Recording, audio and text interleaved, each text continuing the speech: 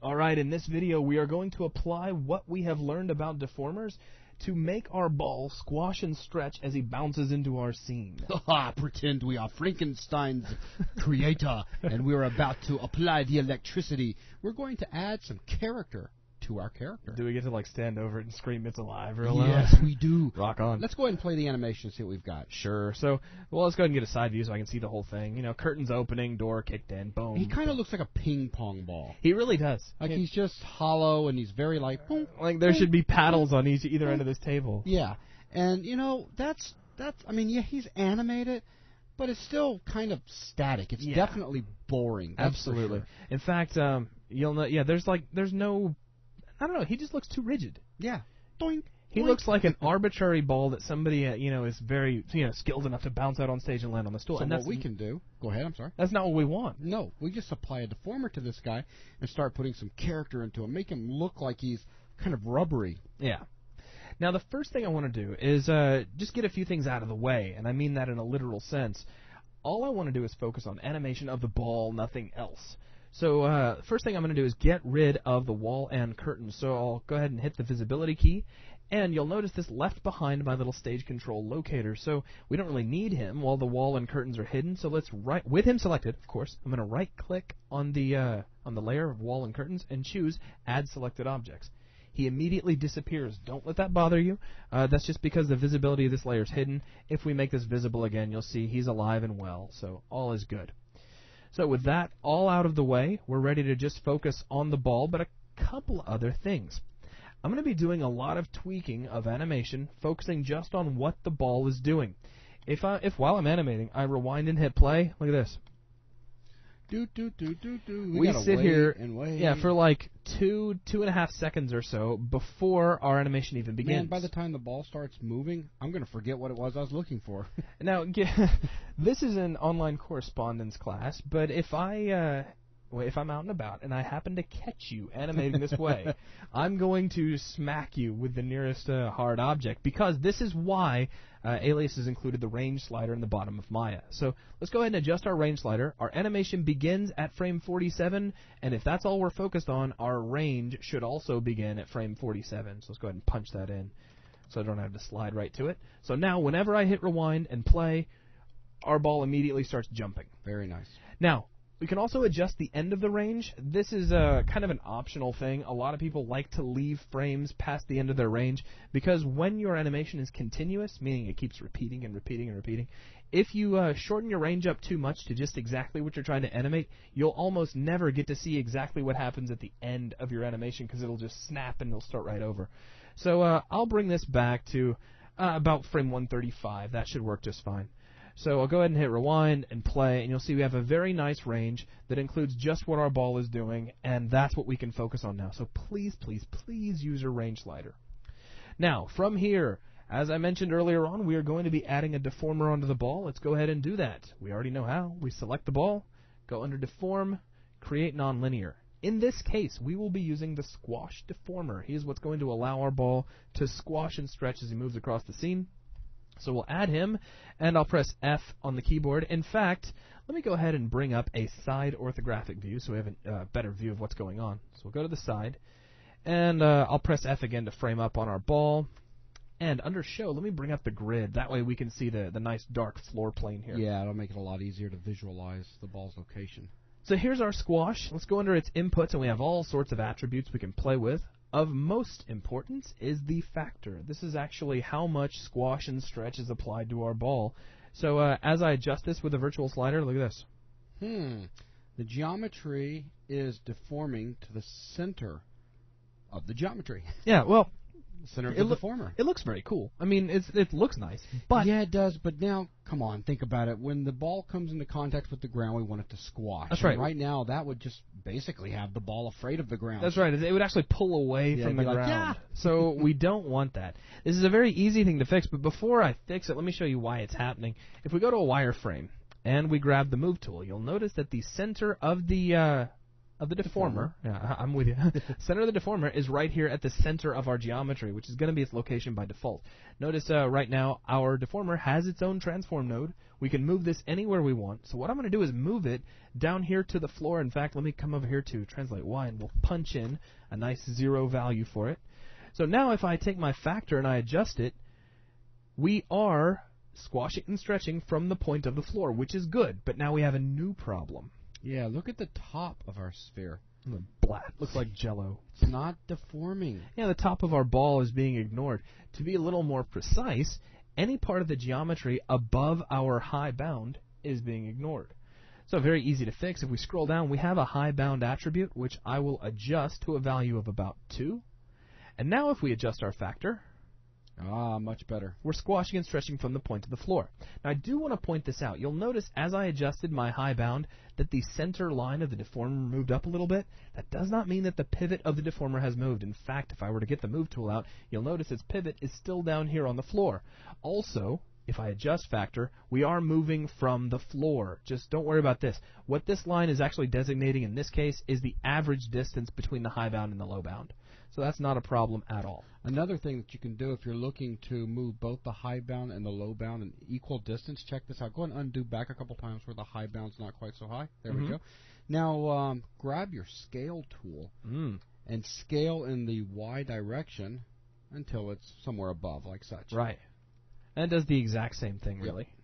And really, what you're doing, in effect, is you're just changing the area of effect. That's it. Of your deformer. That's all you're doing.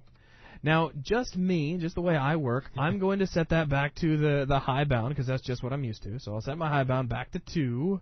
I have a very specific workflow and stuff. So, anyways, so everything's set up, looking very good. Stretch them out and let's show them the next problem. Yeah, the next really cool, awesome problem. So if I drag forward right now, watch this. Yeah, you have to do a weird sound effect when you play that, and I fully expect each of you to do a weird sound effect when you do this at home. So the problem here is that our deformer has a specific area of effect. As soon as our ball moves out of that area of effect, you'll notice our deformation stops. Well, right now we're above the high bounds and away from the region of effect, but as you come back down below the high bounds, the geometry is going to start pulling it best it can back over towards that deformer. Right, so you'll get this really wacky sort of animation, which we don't want. The problem, the solution to the problem is that we just need the deformer to follow along wherever the ball happens to be going, which is very easy to do. Let's do the parenting in the outliner. Okay, fine. We'll go under Window, Outliner. What we're going to do is parent the deformer to the ball. We see Squash Handle right here, and we see Talented Ball up here. Very simple. Middle mouse drag, Squash Handle 1 right on top of Talented Ball, release middle mouse button, and voila. Now let's try moving our timeline. And we get... Aha! Ooh, it comes right along. Now, we are not squashing or stretching this because we haven't animated anything yet. So, things are looking pretty good right now. Boing, boing. Like so. So, let's go ahead and set up an actual animation using this. So, I'll go ahead and select my squash handle.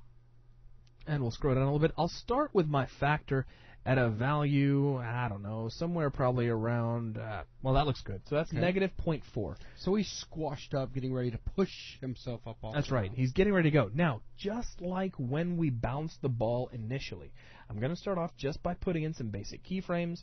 After I'm done with that, we'll go in and edit those keyframes to actually make this animation look proper. Yeah, a little better than the default. It's going to look very odd at first. That is something you need to get used to when you're animating. The initial placement of keyframes, especially when dealing with characters, will very rarely give you exactly what you need. Most often you're going to go and dig in, play with your curves and whatnot. Yeah. So, here we go. We're already at squash position. Let's go ahead and key our factor, like so. And I'll drag forward. Now, we no longer have exact nice round numbers for where we're up in the air and on the ground. So don't be afraid just to kind of play with it. Drag forward and drag back until you naturally find the apex of your jump. And if you're off by a frame or so, don't beat yourself up. It's not the end of the world. So right about here in frame 56 looks pretty good. Hard to say. So either one's going to be fine. So I'll just do it at 57. I'm going to take my factor, and with the virtual slider, we'll drag this up to actually about a positive 0.4. Looks pretty good. Again, we can always tweak this later. So I'll go ahead and hit G. So we have, boom, our first stretch. Let's go ahead and go to where our ball is right on the ground, which is going to be at frame 66, and I'll take my factor and squash it back down to a value of 0.4. Is that negative 0.4? Negative 0.4, I'm Okay. sorry. Now let me show you a trick. This is not something I'm going to harp on, it's just something that I'll show you a little bit later. Did you record that one yet? Oh, you're right, absolutely, I didn't record this. So, whoops, let me go ahead and hit G. There we go. I was thinking something was a little bit off. That's okay. We'll go ahead and slide forward, and right about the top of our jump, I'll go ahead and stretch us back out to about 0.4, and hit G, and put us back here on the ground. Squash this down, 0.5, 0.4. If you're off by a little bit, it's going to be okay. Actually, it'll make your animation probably look a little more natural. So we're almost done. Let's go ahead and get us up in the air. Stretch us up to about 0.4. And G. Bring us down to about negative 0.4. And G. Now, this last jump is kind of a high one, so let's go ahead and stretch him out a little bit more, like he's really kind of straining to get up on that stool. So we'll stretch this out to about 0.5. I don't know, well, maybe 0.6. Nah, 0.5 will do. I'm picky. Yeah.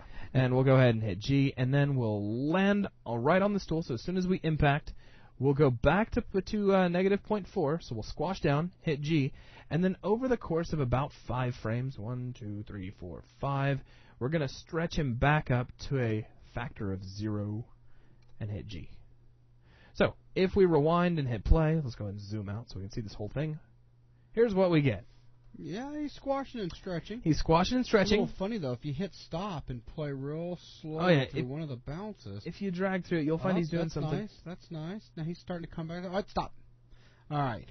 What is causing him to squash right there? Yeah, That's some very serious wind resistance coming up from underneath. He's just afraid of the ground. So he's afraid of the ground. Curling yes. up into a ball before... Oh, okay, that sounds funny. He's curling into his equivalent of the fetal position before he impacts. So he's like perfectly flat almost before he hits the ground, and that's bad. Yeah, that's not what we want.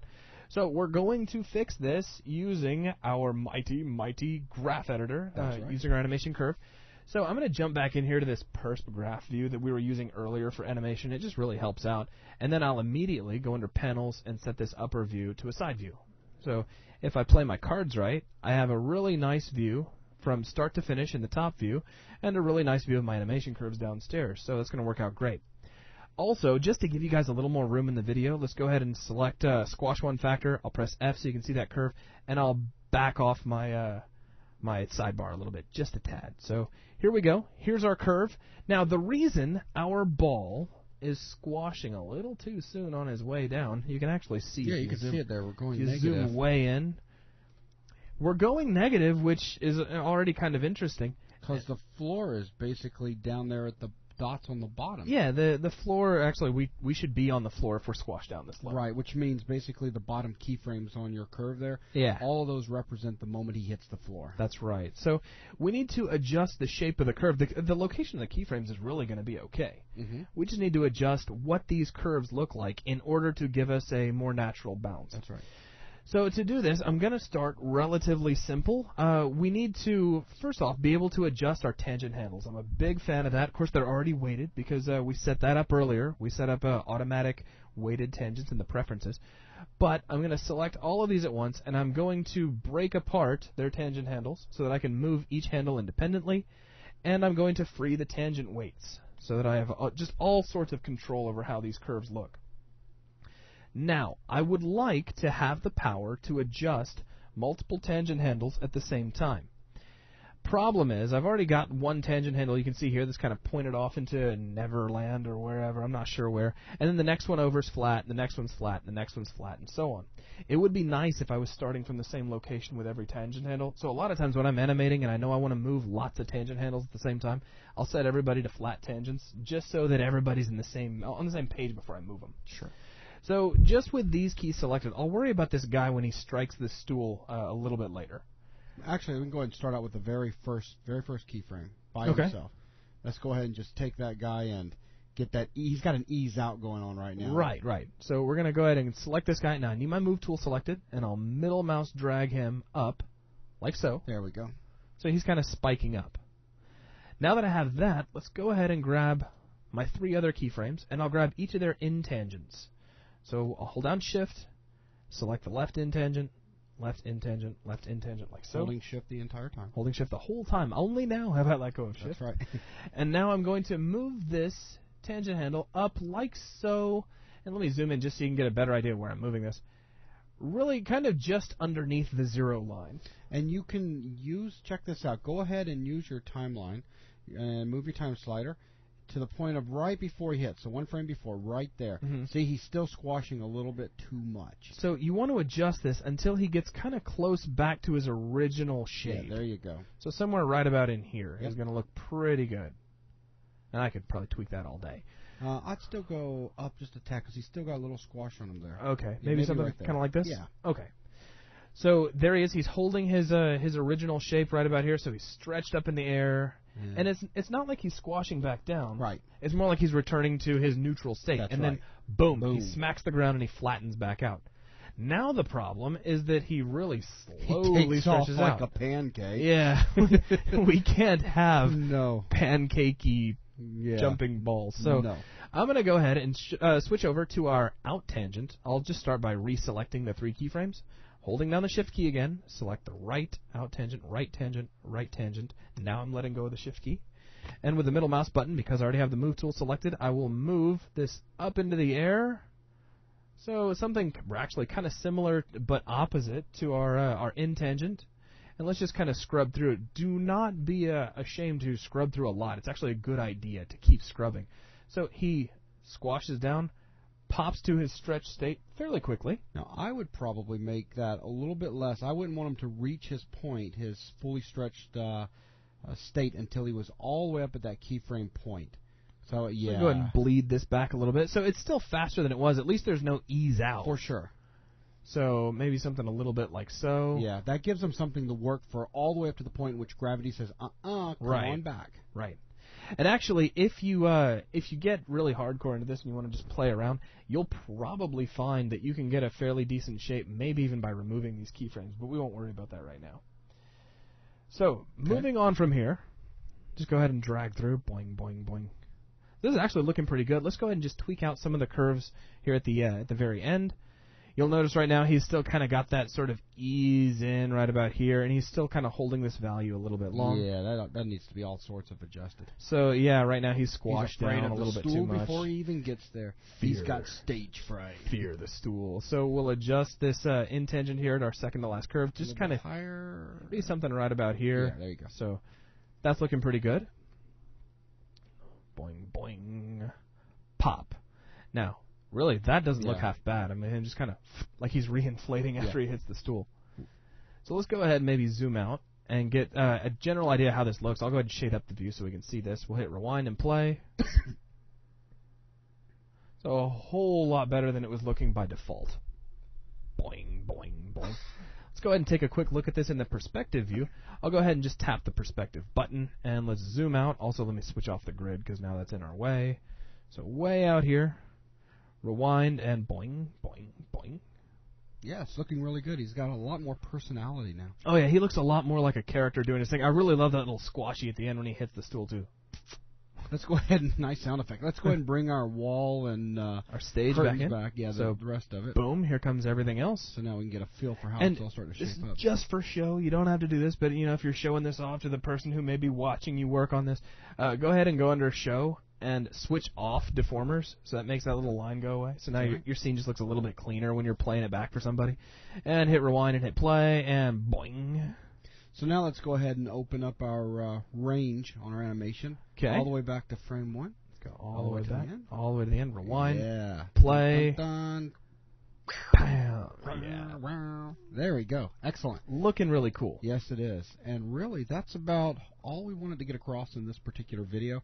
Just spend a little bit of time playing with your animation curve. Yeah. And the more you play with it, the better you're going to get. Yeah, because this is one of those instances where the animation curve isn't necessarily going to give you direct motion feedback the way it has been in a lot of our previous lessons. Right. So this is one where you really have to get in and pay attention to what the curve means, which means it's really good practice for you. So don't be afraid to do this a couple of times. That's right. With that, make sure you go ahead and save your file. There we go with Control-S. There you go. And that's going to be it for this video.